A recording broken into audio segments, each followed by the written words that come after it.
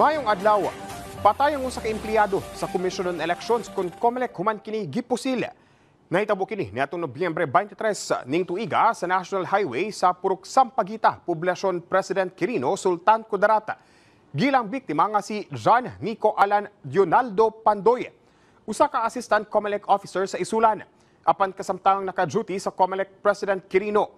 Nigula sa inisyal nga investigasyon sa kapulisan, sa kayang biktima sa iyang motorsiklo diin kinigisundan o gibaril. Sa makadagang higayon sa duha ka mga nakamotorsiklo kinsa gilayong miikyas human sa insidente.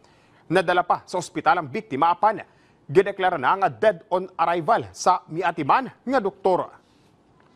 Nagpahigayon og consultation ang National Anti-Poverty Commission kung NAPSI kauban ng mga lokal nga asosasyon, kooperatiba o organisasyon sa grassroots sector sa Sapa-Sapa, Tawi-Tawi.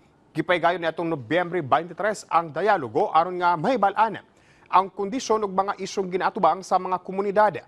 Ilabi na sa mga gagmayng mananagat sa Sapa-Sapa.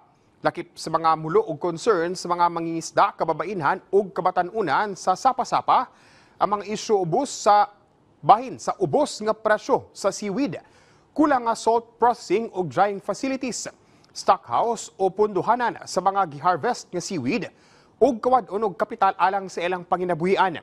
Busa gisaad sa NAPSI nga makig-alayon ug makig-tinabangay sa Bureau of Fisheries and Aquatic Resources kon BFAR, Ministry of Agriculture, Fisheries and Agrarian Reform, Mindanao Development Authority, LGUs ug development partners aron nga masolusyonan ang problema sa panginabuhian ug turismo sa Sapa-Sapa.